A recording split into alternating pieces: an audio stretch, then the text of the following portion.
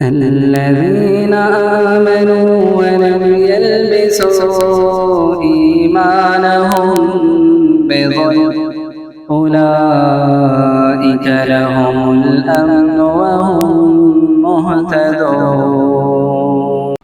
بزرگان محترم، نوجوان ساتھیوں، عزیز بھائیوں، پردہ نشین ماں و بہنوں، تمام تعریفیں اس اللہ وحدہ لا شریک کے لیے ہے جو اس ساری کائنات کا اکیلا خالق اور مالک ہے۔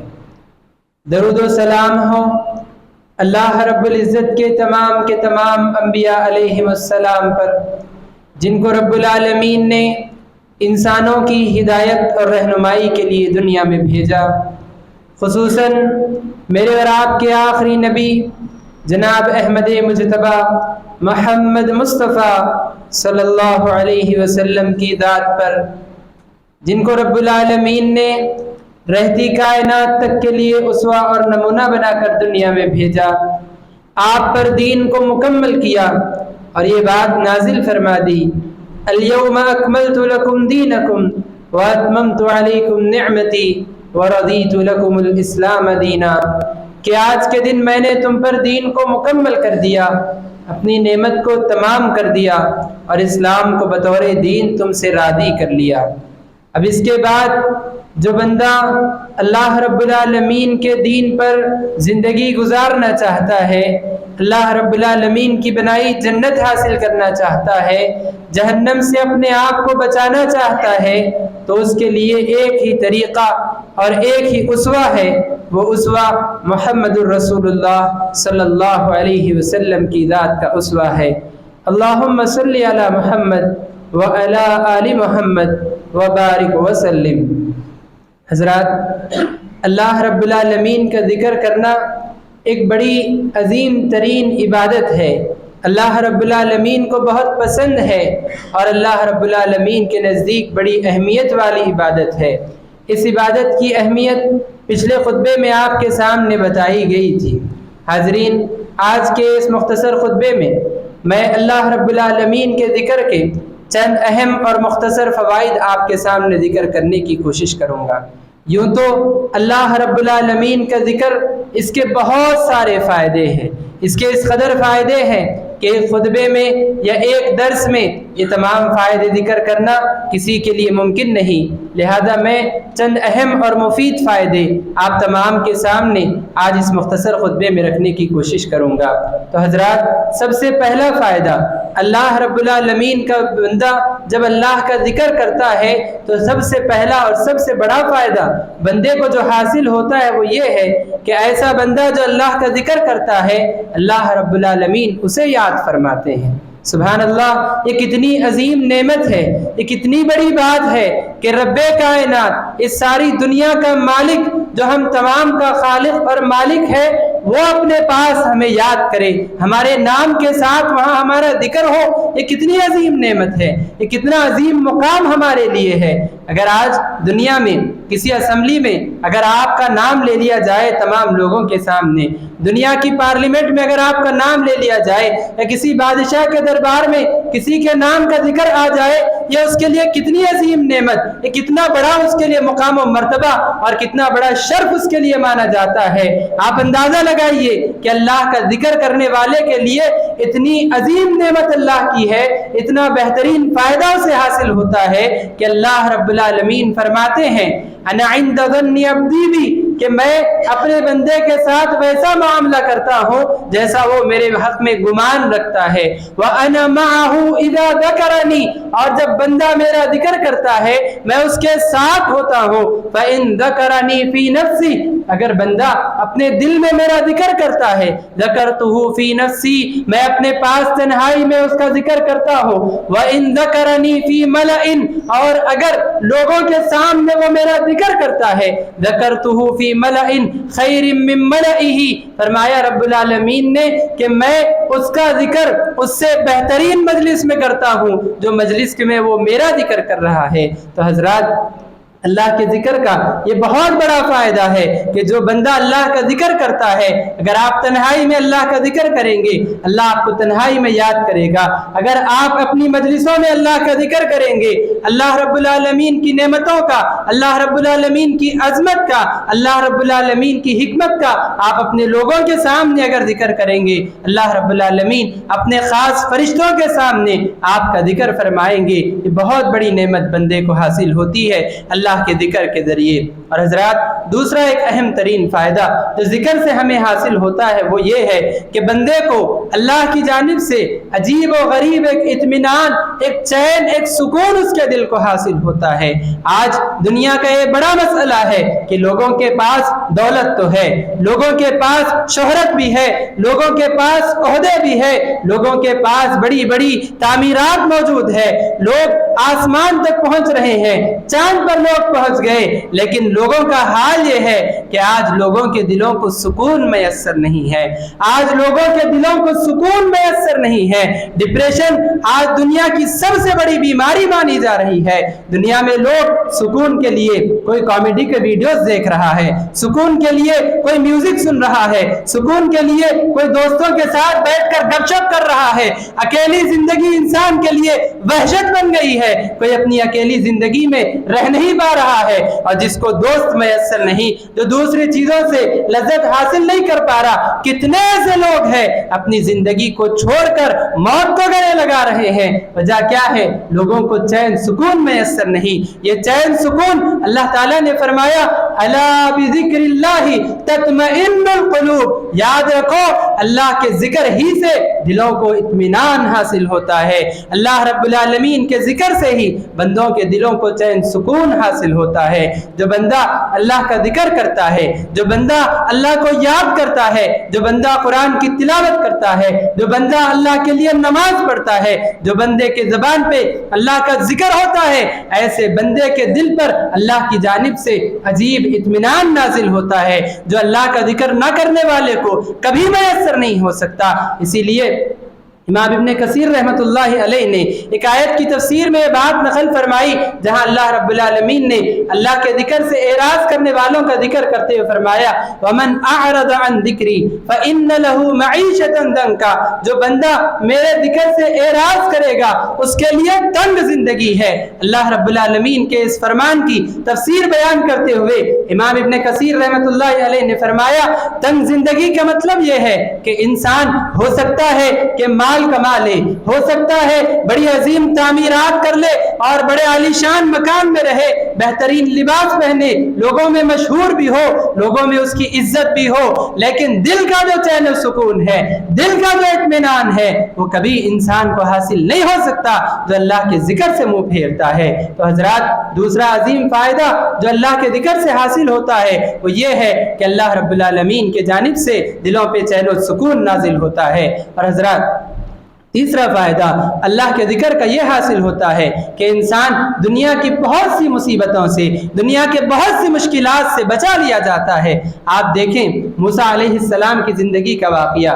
موسیٰ علیہ السلام نے اپنی قوم میں ان کے ہاتھ سے ایک آدمی کا قتل ہو گیا اور معلوم ہوا کہ فرعون اور اس کے درباری موسیٰ علیہ السلام کے قتل کا مشورہ کر رہے ہیں۔ موسیٰ علیہ السلام اپنی جان بچاتے ہوئے، بچاتے ہوئے، ڈرتے ہوئے اپنا شہر چھوڑ کر شہر مدین کی طرف جاتے ہیں۔ بھوکے پیاسے تنہا نکل کر مدین کی طرف جاتے ہیں، اور وہاں جانے کے بعد کنویں کے پاس جو واقعہ پیش آتا ہے آپ جانتے ہیں۔ سارا واقعہ پیش آنے کے بعد موسیٰ علیہ السلام ایک درخت کے سائے میں جا کر بیٹھتے ہیں اور اللہ رب العالمین کا ذکر کرتے ہیں اور دعا کرتے ہیں رب انی لما انزلت الی من خیر فقیر، اللہ کا ذکر کرتے ہیں اور کہتے ہیں کہ اے میرے رب، جو کچھ بھی خیر تو مجھ پہ نازل فرمائے میں اس کے لیے سب سے زیادہ محتاج ہوں۔ اللہ کا ذکر کرتے ہوئے وہاں بیٹھ جاتے ہیں، اور اس کے بعد کیا ہوتا ہے؟ وہ لڑکیاں جن کی حضرت موسیٰ نے مدد کی تھی، ان لڑکیوں میں سے ایک لڑکی آتی ہے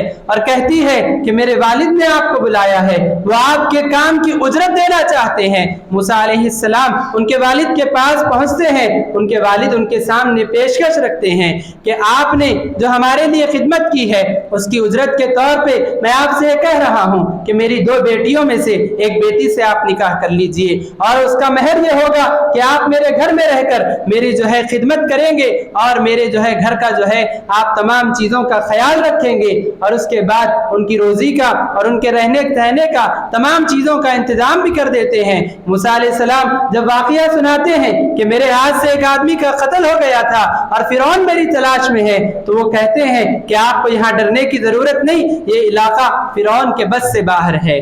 حضرات یہاں آپ رک کے غور کیجئے، موسیٰ علیہ السلام درخت کے سائے میں بیٹھ کے جب اللہ کا ذکر کر رہے تھے، کیا ان کی حالت تھی؟ نہ ان کے پاس گھر تھا، نہ ان کے پاس گھر والے تھے، نہ ان کے پاس روزی کا جو ہے انتظام تھا، اور نہ ہی ان کی جان کی حفاظت اور ضمانت ان کے پاس موجود تھی۔ اللہ کے ذکر کے بعد ان کو گھر مل گیا، اللہ کے ذکر کے بعد ان کو جو ہے نکاح ان کا میسر ہو گیا، گھر والے ان کو میسر ہو گئے، اللہ کے ذکر کے بعد ان کے لیے روزی کا انتظام ہو گیا، اللہ کے ذکر کے بعد وہ جو پریشانی میں مبتلا تھے، وہ جو فرعون کے ڈر میں پریشان تھے، وہ ڈر بھی ختم ہو گیا اور وہاں پہ ان کی جان کی ضمانت ان کو میسر ہوئی۔ بتانے کا مقصد یہ کہ دنیا کی بہت سی مشکلیں، دنیا کی بہت سی پریشانیاں جس کا حل انسان کے ہاتھ میں نہیں ہے، جسے انسان سمجھتا ہے کہ میرے بس کے باہر ہے، ایسی چیزیں بھی اللہ کے ذکر کے بعد انسان کے لیے آسان ہو جاتی ہے۔ اللہ کی جانب سے ایسی برکتیں اور ایسے راستے اللہ کی جانب سے کھولے جاتے ہیں جس کی انسان توقع بھی نہیں کر سکتا۔ تو تیسرا فائدہ یہ ہے کہ دنیا کی بہت سی مشکلیں انسان کے لیے آسان کر دی جاتی ہیں۔ اسی طرح حضرات اللہ کے ذکر کا ایک اہم ترین اور چوتھا ایک فائدہ یہ ہے کہ جو بندہ اللہ کا ذکر کرتا ہے، ایسے بندے کے گناہ معاف کر دیے جاتے ہیں، ایسے بندے کے گناہوں کو رب العالمین معاف کر دیتا ہے۔ اللہ کے رسول صلی اللہ علیہ وسلم ایک مرتبہ اپنے صحابہ کے ساتھ گزر رہے تھے اور ایک درخت کے پاس اللہ کے نبی صلی اللہ علیہ وسلم پہنچے۔ وہ درخت سوکھا ہوا تھا، اس کے پتے سوکھ چکے تھے۔ اللہ کے نبی صلی اللہ علیہ وسلم نے اس درخت کی ایک ٹہنی پر ایک لکڑی ماری جس کی وجہ سے اس کے پتے گرنے لگے۔ اللہ کے نبی صلی اللہ علیہ وسلم نے فرمایا، ان الحمد للہ وسبحان اللہ ولا الہ الا اللہ واللہ اکبر لتساقط من ذنوب العبد كما تساقط ورق هذه الشجرہ۔ فرمایا کہ یقیناً الحمدللہ، سبحان اللہ، لا الہ الا اللہ، اللہ اکبر، یہ چار کلمات بندے کے گناہوں کو ویسے ہی جھڑا دیتے ہیں جیسے اس درخت کے پتے جھڑ رہے ہیں، جیسے اس درخت کے پتے جھڑ رہے ہیں۔ سبحان اللہ والحمدللہ ولا الہ الا اللہ واللہ اکبر، یہ چار کلمات انسان کے گناہوں کو ایسے ہی گرا دیتے ہیں۔ حضرات ہم میں سے کون ایسا ہے جو یہ سمجھتا ہے کہ میرے نام اعمال میں گناہ نہیں ہے؟ ہم میں سے کون ایسا ہے جس نے گناہ نہیں کیے ہیں؟ ہم نے تنہائی میں گناہ کیے، ہم نے لوگوں کے سامنے گناہ کیے، ہم نے زبان سے گناہ کیے، ہم نے اپنی آنکھوں سے گناہ کیے، ہم نے لوگوں کے حق میں گناہ کیے۔ ہم گناہوں سے ہمارے نام اعمال بھرے ہوئے ہیں، اور یاد رکھیے یہ گناہ بہت سنگین ہے۔ یہی گناہ ہمیں قبر کے عذاب سے دوچار کر سکتے ہیں۔ انہی گناہوں کی وجہ سے محشر کے میدان میں ہمارے حق میں جہنم کا فیصلہ کیا جا سکتا ہے۔ یہ گناہ اگر ہمارے نام اعمال میں باقی رہیں گے ہمیں جہنم میں جلایا جا سکتا ہے۔ ان گناہوں سے ہمیں بچنا بہت ضروری ہے۔ اگر گناہ ہو گئے ان گناہوں کی مغفرت کروانا ہم پہ لازم ہے۔ جو بندہ اس حال میں مرے کہ اس کے نام اعمال میں گناہ موجود ہے، وہ قبر کے عذاب سے بھی دوچار ہو سکتا ہے، وہ جہنم میں بھی داخل ہو سکتا ہے۔ ہمارے لیے ضروری ہے کہ ہم اپنے گناہوں کی معافی دنیا میں رہ کر کرا کر لے جائیں، اور گناہوں کو معاف کرانے کا ایک اہم ترین ذریعہ اللہ کا ذکر ہے۔ اللہ کے نبی صلی اللہ علیہ وسلم نے فرمایا، جو اللہ کا ذکر کرتا ہے اس کے گناہ ویسے ہی گر جاتے ہیں جیسے درخت کے پتے گر جاتے ہیں۔ اسی طرح حضرات آپ نے وہ مشہور حدیث بھی سنی ہوگی کہ اللہ کے نبی صلی اللہ علیہ وسلم نے فرمایا، ہر فرض نماز کے بعد جو بندہ 33 مرتبہ سبحان اللہ، 33 مرتبہ الحمدللہ اور 34 مرتبہ اللہ اکبر پڑھتا ہے، اللہ رب العالمین اس کے گناہوں کو معاف کر دیتے ہیں۔ اور اللہ کے نبی نے یہاں تک فرمایا اگر اس کے گناہ سمندر کے جھاگ کے برابر ہو تب بھی اللہ اس کے گناہوں کو معاف کریں گے۔ تو حضرات اللہ کا ذکر گناہوں کی مغفرت کا ذریعہ ہے۔ اسی طرح حضرات اللہ رب العالمین کا ذکر کرنے سے انسان کو اللہ کے نزدیک بڑا اجر حاصل ہوتا ہے۔ اللہ کے نبی صلی اللہ علیہ وسلم نے ایک حدیث میں فرمایا، من صلی علیہ صلاۃ صلی اللہ علیہ بہا عشرا، فرمایا اللہ کے نبی صلی اللہ علیہ وسلم نے کہ جو بندہ میرے لیے ایک مرتبہ درود پڑھتا ہے، ایک مرتبہ درود اپنی زبان سے ادا کرتا ہے، نبی نے فرمایا کہ اللہ رب العالمین 10 چیزیں اس پر نازل فرماتے ہیں، اللہ رب العالمین 10 برکتیں اس پہ نازل فرماتے ہیں۔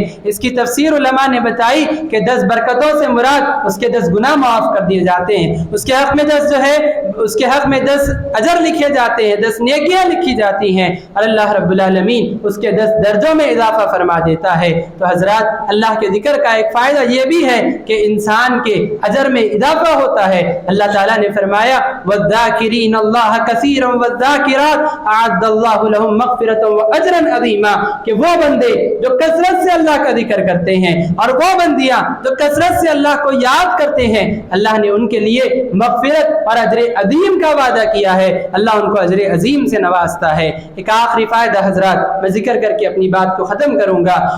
ایک فائدہ یہ بھی ہمیں حاصل ہوتا ہے اللہ کے ذکر سے کہ جو بندہ اللہ کا ذکر کرتا ہے، اللہ نے جنت میں اس کے لیے خصوصی طور پر طوبہ نامی ایک جنت یا طوبہ نامی ایک مقام اللہ نے اس کے لیے بنا رکھا ہے۔ اللہ کے نبی صلی اللہ علیہ وسلم نے فرمایا طوبہ لمن وجد فی صحیفتہ استغفارا کثیرا، فرمایا کہ جو بندہ کثرت سے استغفار کرتا ہے، جو بندے کی زبان پہ کثرت سے استغفر اللہ، رب اغفر لی، اللہم اغفر لی، یہ کلمات جو کثرت سے اپنی زبان پر رکھتا ہے، اس کے لیے طوبہ نامی جنت ہے۔ طوبہ ایک جنت کا نام ہے، مفسرین نے بتایا، اور ایک قول یہ بھی ہے کہ طوبہ سے مراد خوشخبری ہے کہ قیامت کے دن جب بندہ اللہ کے سامنے کھڑا ہوگا، اس کے نام اعمال میں اگر کثرت سے استغفار ہو تو اللہ رب العالمین کی جانب سے اسے خوشخبری حاصل ہوگی۔ تو حضرات، بتانے کا مقصد یہ ہے کہ ہمیں اللہ رب العالمین نے موقع دیا ہے، ہم ابھی زندہ ہیں، اللہ رب العالمین نے ہمیں اس کے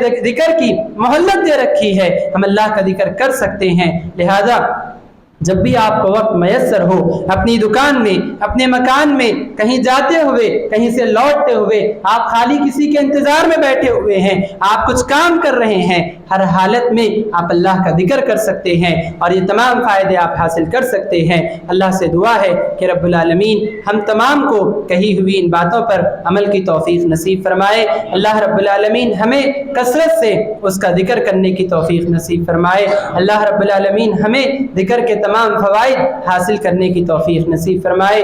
اللہ رب العالمین سے دعا ہے کہ رب العالمین دنیا میں جہاں کہیں مسلمان پریشان حال ہیں، اے اللہ مسلمانوں کی پریشانیوں کو آسان کر دے۔